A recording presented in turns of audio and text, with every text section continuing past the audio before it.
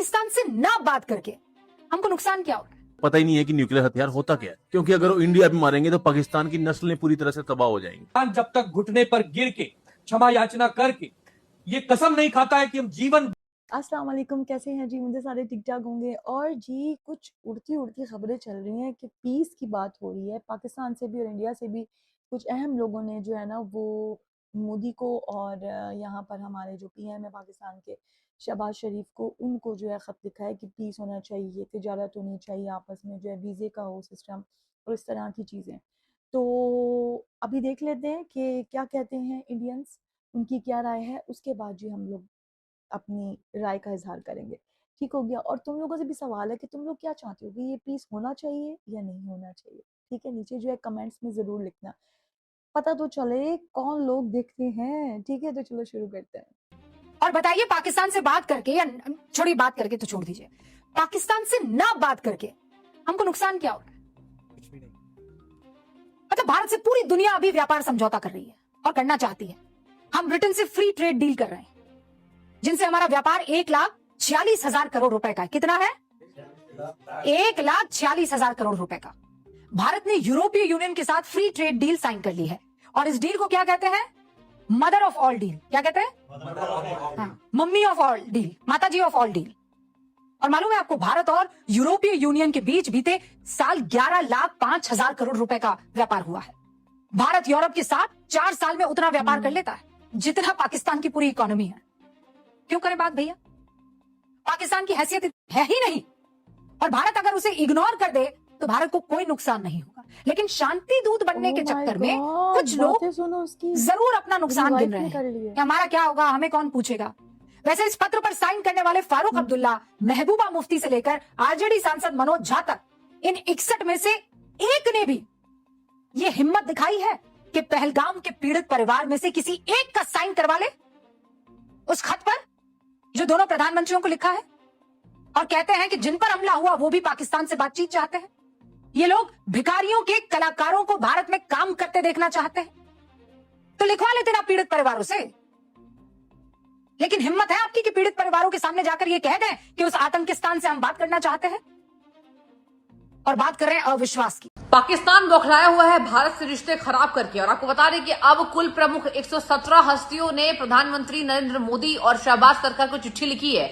हालांकि इसमें भारत के 61 राजनेताओं का नाम है। मणिशंकर अय्यर हैं, कांग्रेस नेता हैं, फारूक अब्दुल्ला है, महबूबा मुफ्ती है, हुमायूं कबीर है। लेकिन सुनिए, 56 पाकिस्तानी नेताओं ने साइन किया है और 61 भारतीय नेताओं ने हस्ताक्षर किए हैं।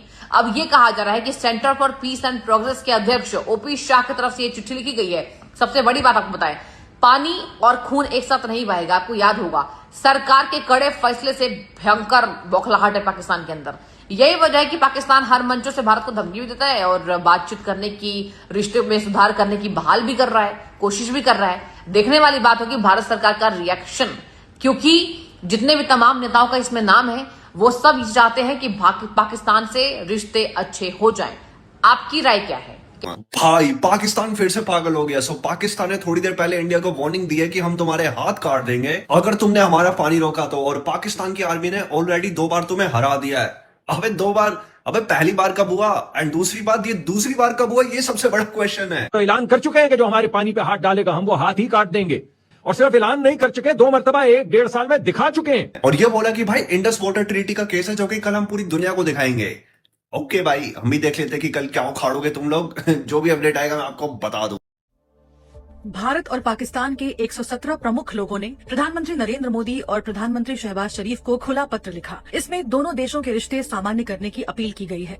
भारत की ओर से फारूक अब्दुल्ला, महबूबा मुफ्ती, आरजेडी सांसद मनोज झा समेत 61 लोगों ने इस चिट्ठी पर हस्ताक्षर किए हैं, जबकि पाकिस्तान की ओर से पूर्व विदेश मंत्री खुर्शीद महमूद कसूरी समेत 56 लोगों ने इसका समर्थन किया है।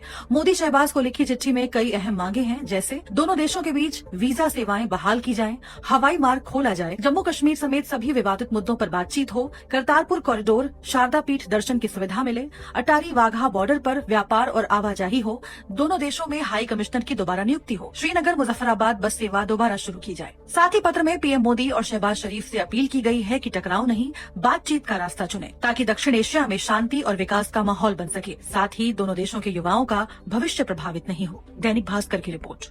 देखो भाई, मोदी जी को पाकिस्तान से दोस्ती कर लेनी चाहिए, फटाफट पीस टॉक स्टार्ट कर देना चाहिए, क्योंकि अमन की आशा गिरोह के 61 मेंबर्स ने चिट्ठी लिखी है देश के प्रधानमंत्री नरेंद्र मोदी को कि भाई आप ऑपरेशन सिंदूर को अभी के अभी स्टॉप करो और पीस टॉक स्टार्ट करो। लेकिन ये जो गिरोह है, इनको आतंकवादी घटनाएं नहीं दिखती, जो देश आतंकवाद फैलाता है वो नहीं दिखता। आए दिन पाकिस्तान का तुच्चा नेता न्यूक्लियर हथियार यूज करने की धमकी देता है कि इंडिया पे हम न्यूक्लियर हथियार मार देंगे। उन बेवकूफों को तो पता ही नहीं है कि न्यूक्लियर हथियार होता क्या है, क्योंकि अगर वो इंडिया पे मारेंगे तो पाकिस्तान की नस्लें पूरी तरह से तबाह हो जाएंगी। इंडिया का तो कुछ हिस्सा बचा भी रहेगा, लेकिन पाकिस्तान दुनिया से खत्म हो जाएगा। लेकिन अमन की आशा गिरोह की जो 61 मेंबर्स हैं, उनको ये सब नहीं दिखता। उनको चिट्ठी लिखना है इंडिया के प्रधानमंत्री को, जबकि लिखना चाहिए था पाकिस्तानियों को। पाकिस्तान जैसे भिखारी देश को कोई भीख देना भी पसंद ना करे, उसके साथ पीस टॉक। इंडिया और पाकिस्तान से 117 लोगों ने इंडियन वजीर आजम नरेंद्र मोदी और पाकिस्तान के वजीर आजम शहबाज शरीफ के नाम एक खत पर दस्तखत किए हैं। इस खत में दोनों वज़ीर आजम से अपील की गई है कि वो डायलॉग और कोऑपरेशन, तिजारत और अवाम के लिए वीजा की बहाली के लिए अमली इकदाम करें। ये खत 30 जून 2026 को जारी किया गया और इसे centre for piece and progress के चेयरमैन OP शाह ने कंपाइल किया है। इस खत में कहा गया है कि इंडिया और पाकिस्तान के दरमियान मुसलसल दुश्मनी लाखों नौजवानों को मौके, खुशहाली और महफूज मुस्तकबिल से महरूम कर रही है। दोनों ममालिक के दरमियान दहाइयों से जारी कशीदगी ने समाजी, माशी और इंसानी सतह पर भारी कीमत वसूल की है। लिहाजा अब वक्त आ गया है कि तन्हाई के बजाय रवाबित, लड़ाई के बजाय मुकालमा और तसादुम के बजाय ताउन का रास्ता इख्तियार किया जाए। इंडिया और इसके ज़ेर इंतजाम कश्मीर से इस पर रॉ के साबिक सरबराह AS दलित, फारूक अब्दुल्ला, महबूबा मुफ्ती, मीरवाइज उमर फारूक, मनीशंकर एयर,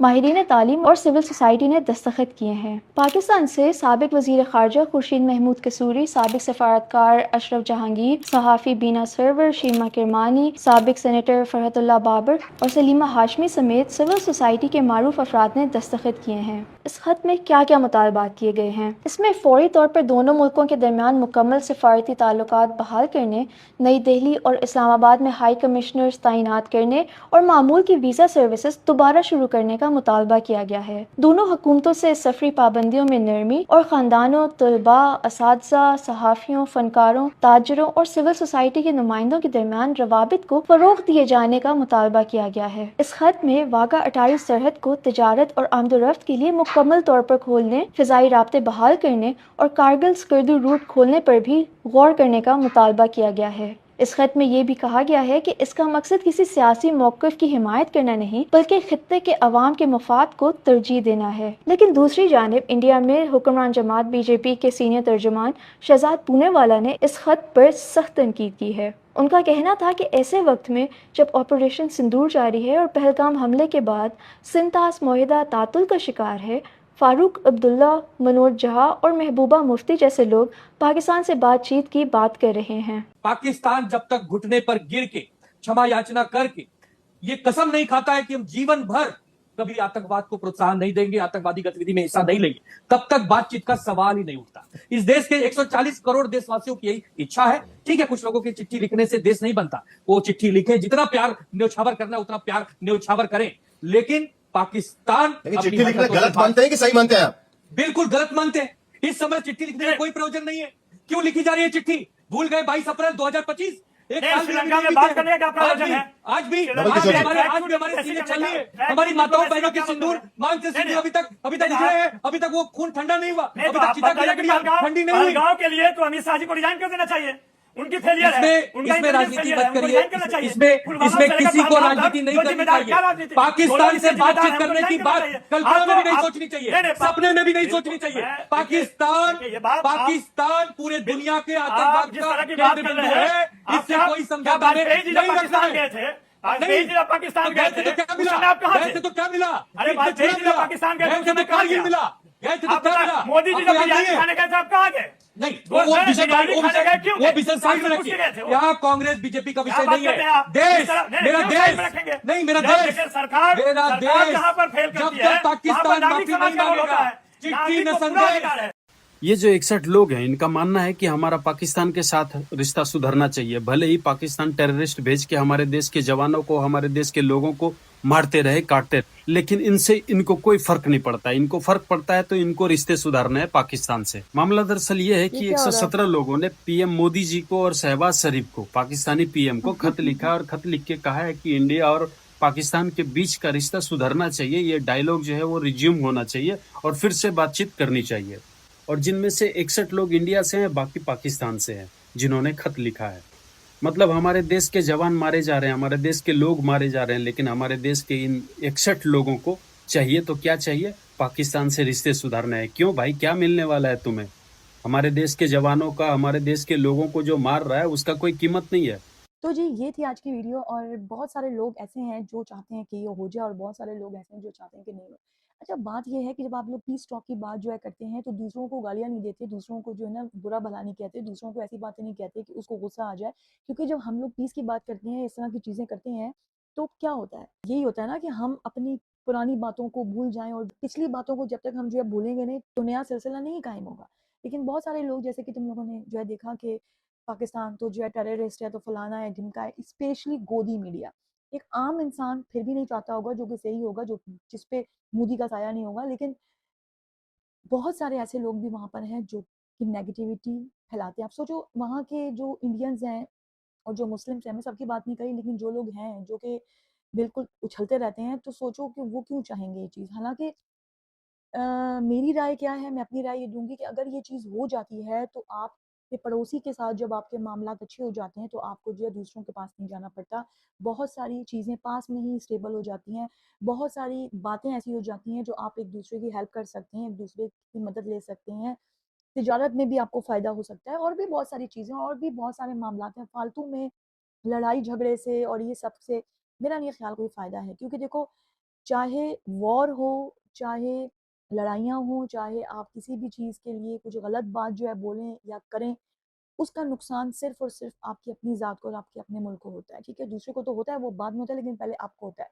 तो ये सारी मेरी राय थी, आप लोग बताना आप लोगों का क्या ख़्याल है? क्योंकि अगर ये लोग सिंदूर वाली बातें दोबारा करेंगे, तो मेरा नहीं ख़्याल कि ये चीज़ जो है ख़त्म होगी। अगर हमारे पाकिस्तान को या वहाँ के लोगों को बुरा बोलेंगे, तो मेरा नहीं ख़्याल ये चीज़ ख़त्म होगी। एज़ अ पाकिस्तानी ये बात जो है बोलूँगी कि मैंने नहीं सुना कभी भी कि पाकिस्तान ने उठ के ये कहा हो कि हम लोग इंडिया के खिलाफ हैं या हमें इंडिया जो है पसंद नहीं है या फिर जो है वहाँ के लोग ऐसे हैं, ठीक है? खुद से कभी भी नहीं कहा जब तक कि वहाँ से कोई जवाब ना आए। जब वहाँ से कोई चीज़ आएगी तो ज़ाहिर-सी बात है यहाँ से भी हम जवाब देंगे क्योंकि अपना दिफ़ा करना पाकिस्तान हमेशा से जानता है और मेरा ख़्याल है वो यही करता आया है, ठीक है? तो आप लोगों का क्या ख़्याल है मुझे ज़रूर बताना। दोबारा मिलती हूँ नेक्स्ट वीडियो में। ओके, अल्लाह हाफ़िज़।